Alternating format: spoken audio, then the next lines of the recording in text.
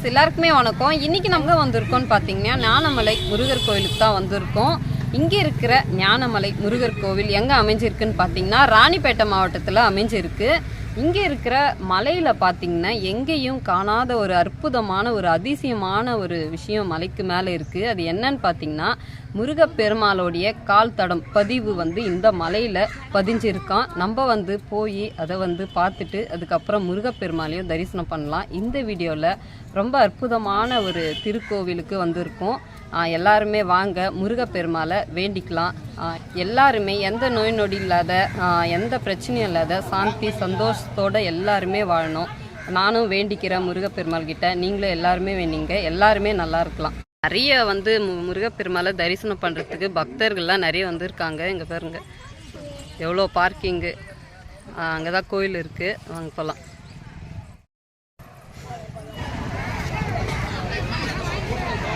இதான் கோவிலோட என்ட்ரன்ஸ். படிக்கட்டு இங்கேருந்து ஸ்டார்ட் ஆகுது. வேல்முருகனுக்கு அரோகரா.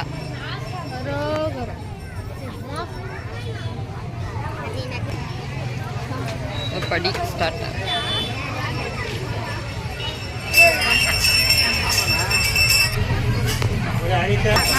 என்ட்ரன்ஸ்ல ஞானமலை ஞான சித்தி விநாயகர். அடுத்தது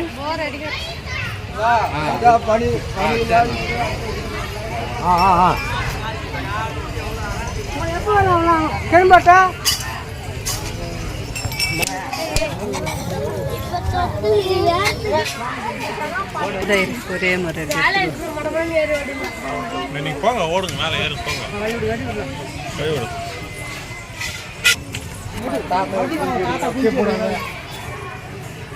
நிறைய பேர் வந்திருக்காங்க இன்னைக்கு முருக பெருமாளை தரிசனம் பண்ண.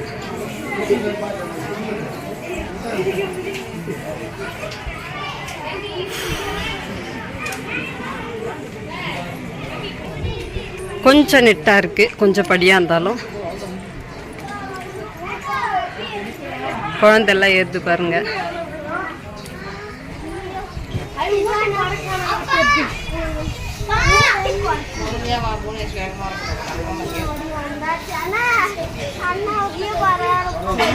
நம்ம அங்கே ஒரு ஏரி பார்த்தோம்ல, அது தெரியுது பாருங்க. இது இந்த ஊரோட கிராமத்தில் இருக்கிற வீடுகள். கொஞ்சம் வீடு தான் இருக்குது. ஃபுல்லாகவே பார்த்திங்கன்னா பச்சை பசுமையாக இருக்குது. ஞானமலை ஒரு நெல் மண்டபம். முருகப்பெருமாள் வள்ளியை மடியில் வச்சுட்டு உட்கார்ந்தது போல அமைச்சிருக்காங்க.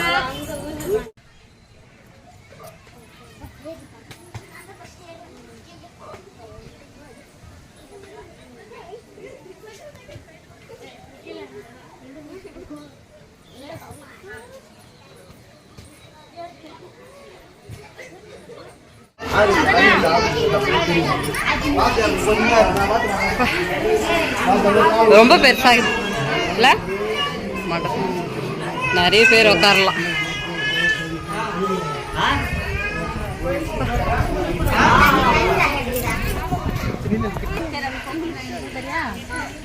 இங்கே கொஞ்சம் படி இப்படி தரையோடு இருக்கு.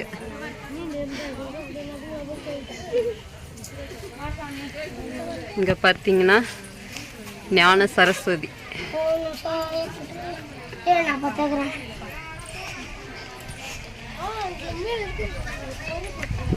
ரொம்ப அற்புதமா அழகா அமைஞ்சிருக்காங்க. சரஸ்வதி தேவி, ஞான சரஸ்வதி.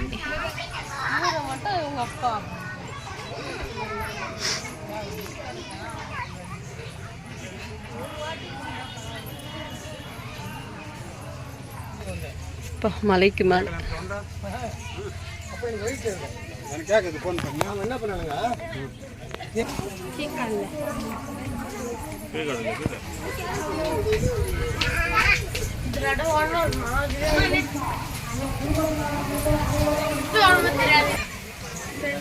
இங்கதான் பாத்தீங்கன்னா நம்ம கீழே மலைக்கு அடிவாரத்தில் பார்த்த அந்த வண்டி 2 வீலர்லாம் வர்றதுக்கான வழி பாதை. நம்ம இப்போ வந்தது பார்த்திங்கன்னா இந்த சைடு படிக்கட்டு வழியாக வந்தோம். இது பக்கத்துலேயே இருக்குது. நம்ம காரு எல்லாம் கூட மேலேயே வருது. மேலேயே வந்து நம்ம முருகப்பெருமாளை தரிசனம் பண்ணலாம். பார்க்கிங் வசதியும் நல்லாயிருக்கு. மேலேயும்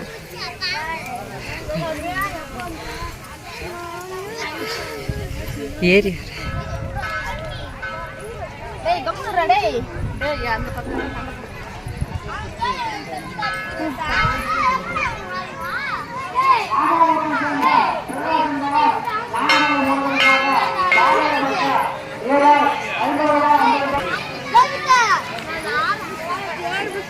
இதுதான் பார்த்தீங்கன்னா இப்போ வந்து கட்டப்பட்ட கோவில்.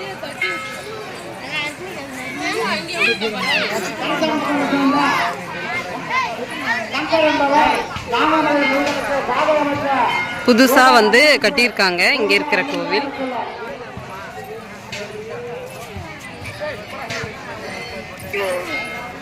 கொடிமரம் அமைச்சு மேலே பார்த்தீங்கன்னா வேல்,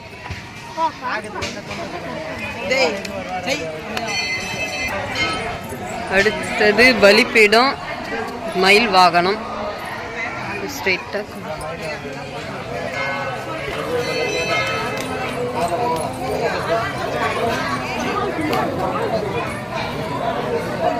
புறமகள் தழுவிய குமரன். 2 பக்கம் வார பாலகர்கள்.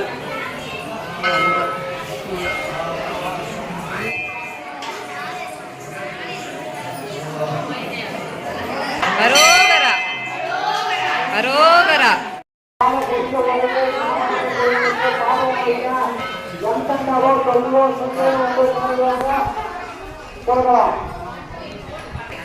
இது வந்து கோவில் வந்து சுற்றி வர வழி.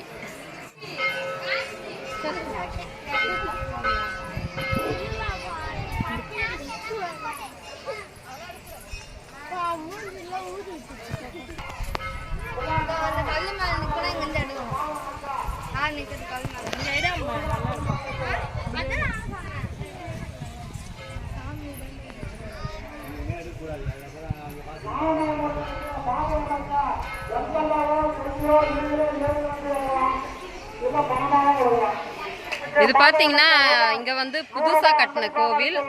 அந்த சைடில் இருக்கு பாருங்க, அதுதான் வந்து பழைய கோவில். இப்போ வந்து நம்ம போகிற இடம் பார்த்தீங்கன்னா முருகரோட கால் பதிச்ச அந்த இடத்த தான் நம்ம பார்க்க போகிறோம். அதுக்கு வந்து இந்த பக்கம் போகணும். போகலாமா?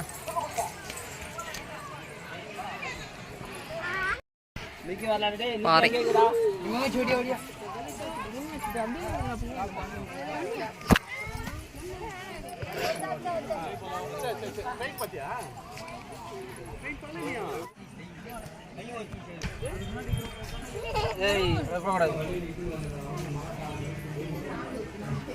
வந்து நந்தி சிவபெருமான்.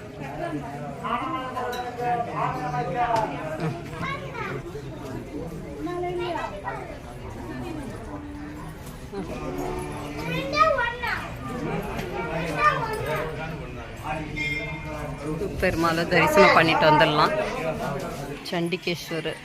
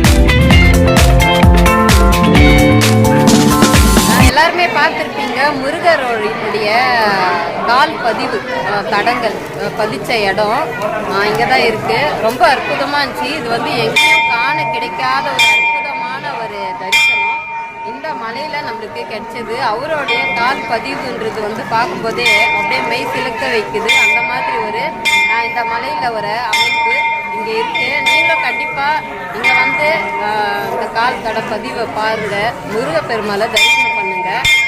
அதாவது இங்கே பார்த்தீங்கன்னா முருகருடைய கால் பதிவு வந்து பக்தர்கள் தொட்டு வணங்கணும்னு சொல்லிட்டு ஒரு பாதம் மட்டும் வெட்டி அந்த சைடில் மூலையில் வந்து தனியாக வச்சுருக்காங்க. அதை நம்ம தொட்டு வணங்கலாம்.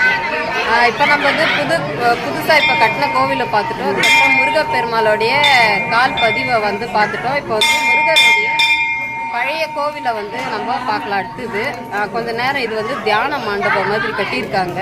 ஏன்னா இங்கே வந்து அவருடைய கால் பதிவை வந்து மனசில் வந்து பதிச்சு இங்கே வந்து தியானமாக வந்து நம்ம அவரை வந்து வணங்கணும்னு சொல்லிட்டு இங்கே வந்து தியான மண்டபம் மாதிரி கட்டியிருக்காங்க. கொஞ்சம் நேரம் இங்கே உட்காந்துட்டு நம்ம போய் பழைய முருகப்பெருமாளுடைய கோவில் அமைஞ்சிருக்கு, அதையும் பார்த்துட்டு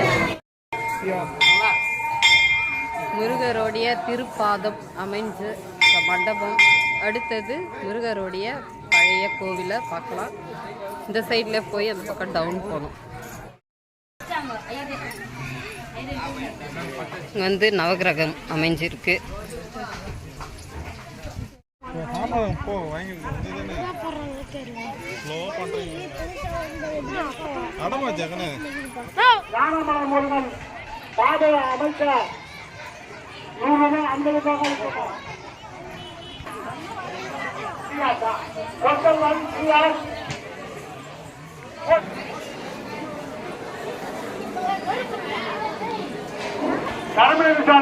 ஸ்டார்டிங்ல கொடிமரம், பூங்காவன் செல்லம்மாள் ஞானமலை முருகன் பாதை அமைக்க 100 ரூபாய் அன்பளிப்பு அளித்துள்ளார்.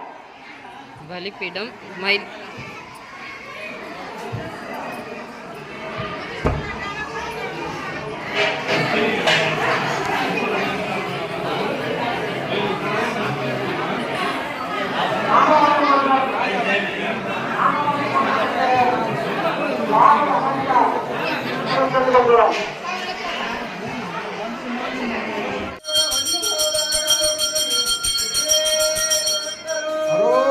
ரோகரா.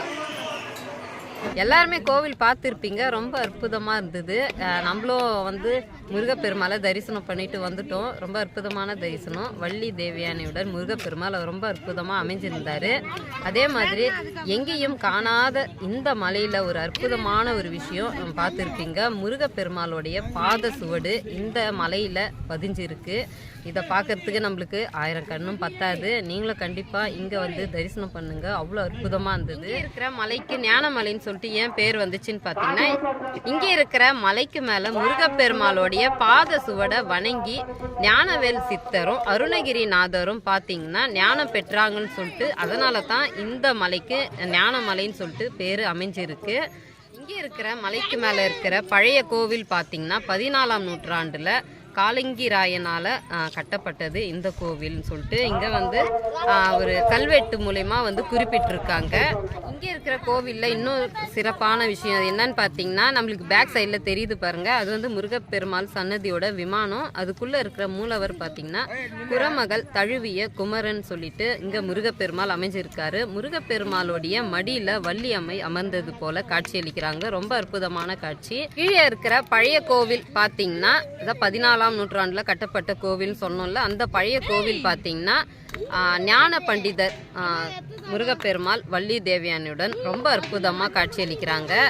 இங்கே பழைய கோவிலில் மட்டும்தான் வள்ளி தேவியானியுடன் முருகப்பெருமாள் அமர்ந்திருக்காரு. இங்கே வந்து புதுசாக கட்டின அந்த கோவிலில் பார்த்தீங்கன்னா வள்ளியை வந்து மடியில் அமர்ந்தது போல் காட்சியளிக்கிறாங்க. இதுவும் ரொம்ப வந்து அற்புதமான தரிசனம். இந்த மாதிரி காட்சி நம்ம வேற எந்த கோவிலையும் பார்த்துருக்க மாட்டோம்.